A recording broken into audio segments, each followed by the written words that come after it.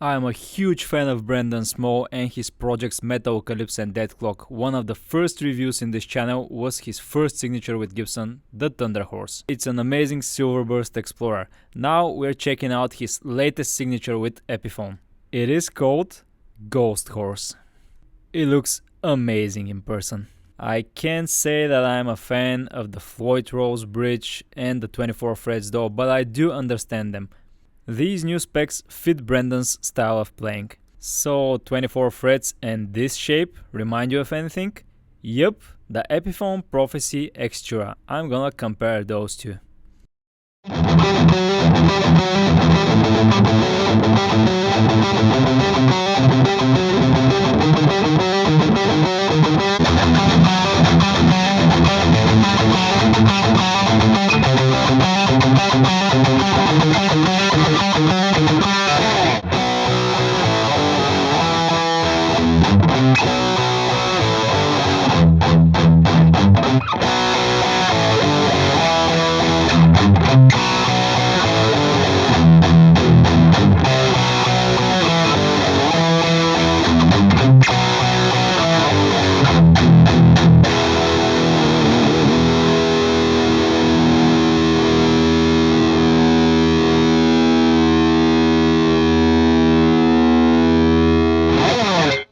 Let's see what the artist and limited run section of the Epiphone website has these days. Here it is. Starting with the Adam Jones signature Les Paul, the Job on a Muscle Lazarus, the Matt Heafy signatures. I'm still waiting for those Slash signatures that I've already reviewed. I did the Vinyl, I did the Bone White Prophecy. Then down here we have the Brendon Small GhostHorse. If you don't know who Brendon or Metalocalypse are, go check out my Gibson Thunderhorse review as I already mentioned. The Thunderhorse was his first signature, a limited run of 400 guitars. This is his latest by Epiphone, Brendon Small GhostHorse Explorer in the Galacticon Burst. If you don't know what Galacticon means, don't worry. The GhostHorse has one of the coolest promotional videos ever made for a guitar. I'm gonna show it to you. I don't care if I get demonetized. Brendon definitely deserves the revenue. Here it is.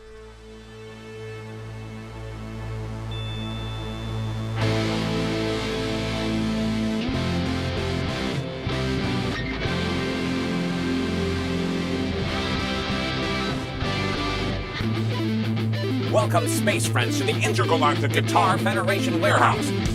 Let us get you into the electric guitar of your dreams. Doesn't matter if you're from Snarvella, Divorna, Corpactal, or Theramona. We've got the guitar for you. The brand new Epiphone GhostHorse Explorer. Ain't she a beauty? That's right, T1T5, and we're talking extra access to those hard-to-get-to upper register frets. We're talking BurstBucker Pro. Alnico 5s with push-pull pots to tap those coils. And you can bet that you'll be able to magnetize the galaxy. With these puppies, we're talking tone. We're talking frets. Not 22, not 23, but 24 of them. You can finally hit those notes that only Nebula vermin can hear. And boy, ain't she pretty. Maple top that shines like the surface of Mercury. And what's that on the 12th fret? That's right. It's our favorite AI spaceship pal, Icarus. Take off to your expensive space condo on Corzonia. Be your own pilot. That's right, T1T5. We must be insane. All of this for a very, very low price.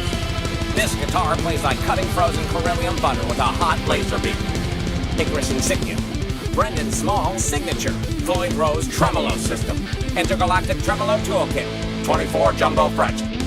Extended cutaway with beveled neck joint, figured maple top, mahogany body, ebony fretboard.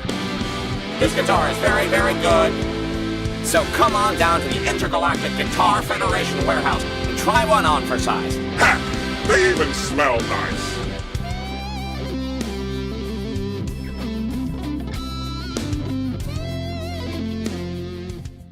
Tell me that wasn't the coolest guitar commercial you've ever seen. If you know a better one, let me know in the comment section.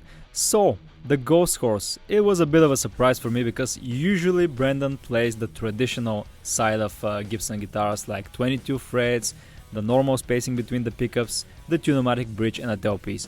But here we have the Extura shape of the body, We have 2 volume pots with split capabilities, the BurstBucker, Gibson pickups, and the Floyd Rose bridge. Fear not though, it's not fully recessed into the body like most Floyd Rose guitars, meaning that this can only dive bomb and do a little bit of a tremolo. Think of it as sort of an evolution of the Thunder Horse, the Ghost Horse, a cool name. So I was always wondering about something. Brendon is an amazing player, his sweep picking techniques are immaculate. I know that a Les Paul and a traditional Explorer could be limiting for such players, but he always managed to sound fantastic. I'm pretty sure that Brendon can shred on whatever you give him, but I imagine that the Ghost Horse with the 24 frets and the trem give him a lot of new possibilities. And it makes total sense. He already had the Thunder Horse, so a regular Explorer is out of the question, probably for Epiphone. He had the Snow Falcon V, he had a couple more prototypes like a white Explorer and a green one with a reverse headstock, but they never came to be, so we have the Ghost Horse. In essence, it is the Extura body, but it has a lot of differences that I'm gonna explain for you later in the video. It is also a great value for money. It is a signature model, it has the Gibson BurstBucker pickups, and for $799 it even comes with its own EpiLite soft shell case, which is pretty neat. If you ever owned an Explorer shaped guitar that came without the hard or soft shell case, you know the struggle of finding a bag or even a case for it. So pretty nice and thoughtful of Epiphone to include one, especially at that price point. Speaking of that low price, I have some quality complaints, but more on that later in the video. Both these have the Extura shape, they weigh roughly the same. The Extura though doesn't have the gloss finish, the poly finish. Both have the flame maple top, but the Extura is satin. The Ghost Horse has polyurethane finish on top and satin on the back. The neck of the Extura is a bit narrower than the Ghost Horse. Both have ebony boards, both are made out of mahogany.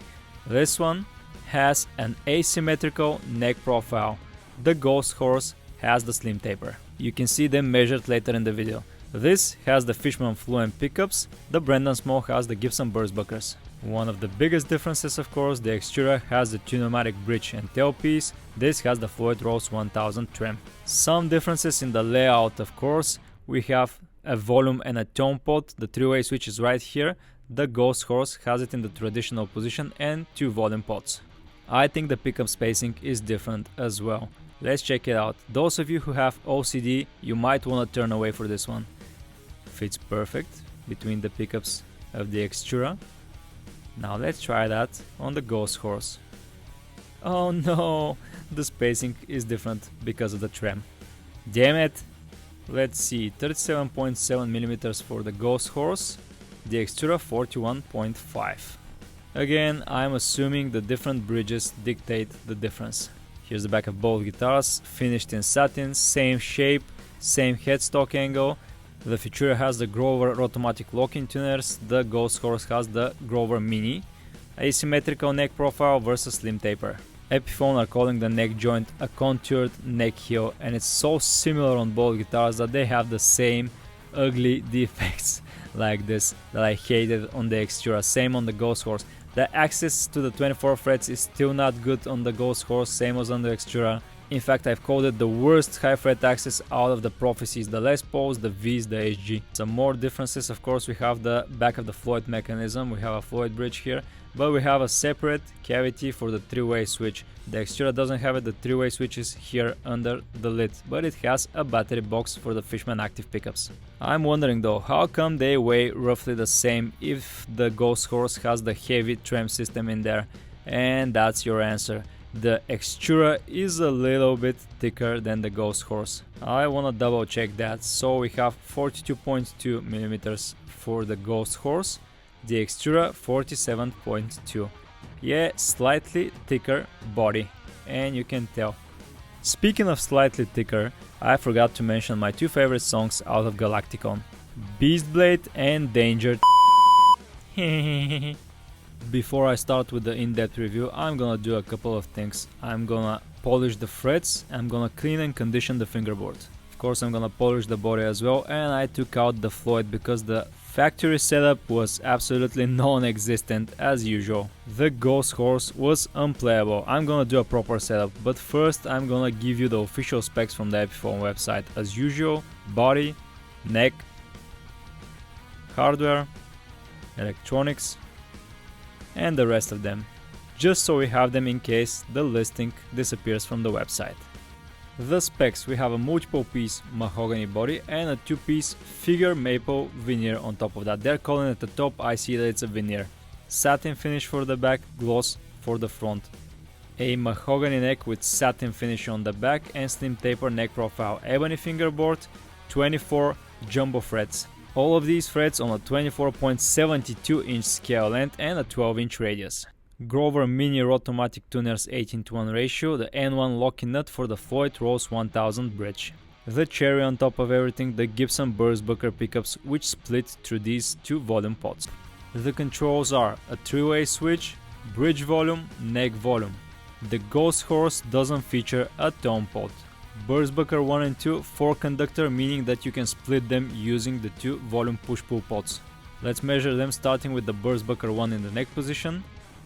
755, we can split it, and it's even lower, 389 in the single coil position, and the bridge BurstBucker 2 is at 803, we can split it to single, 413.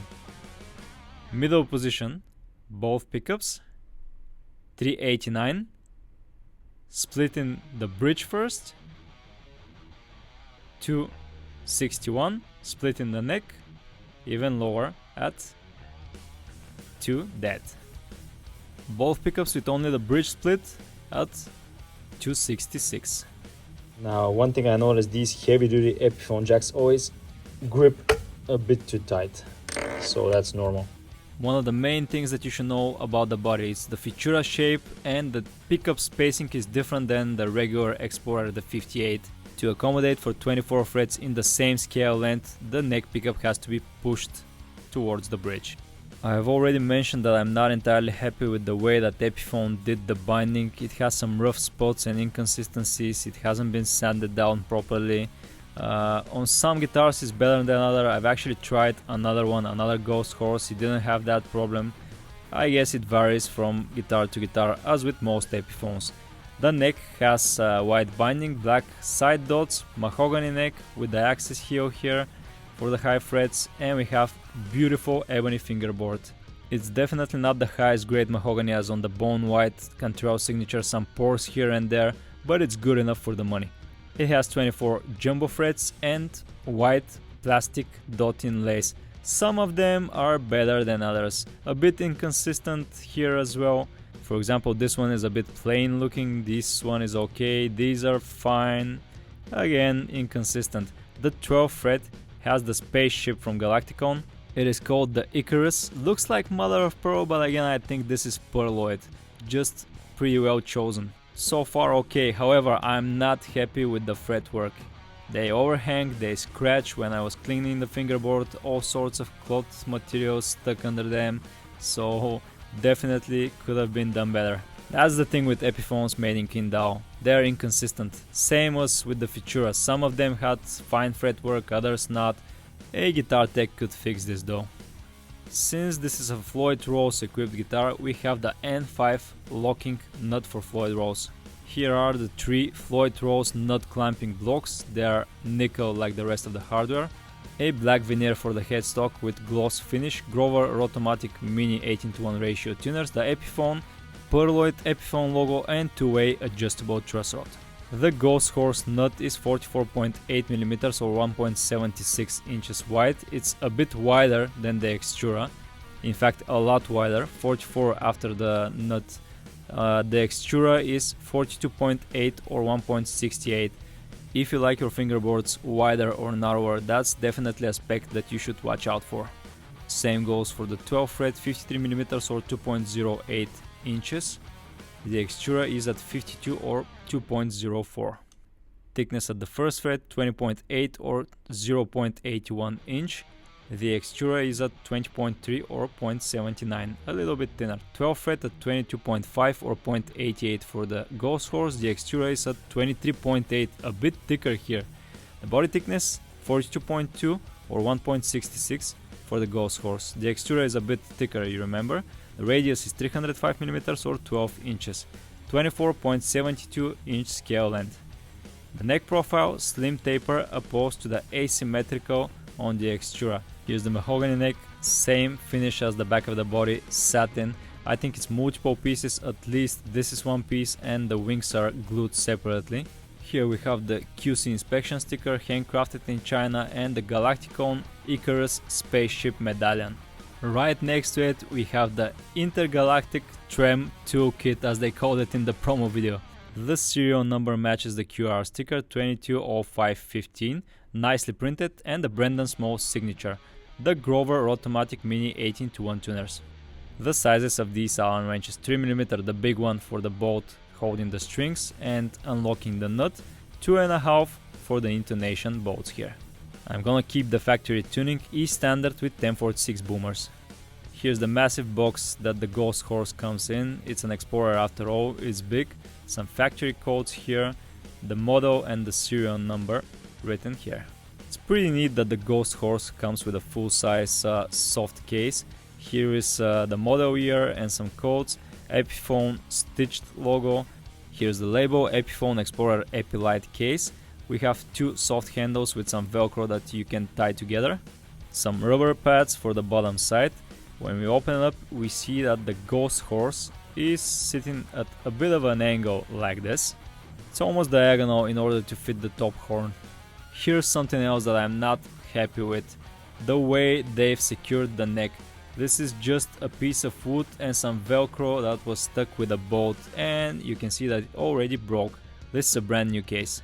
That's just poor craftsmanship. You see, that's fox leather with some velcro held by a screw.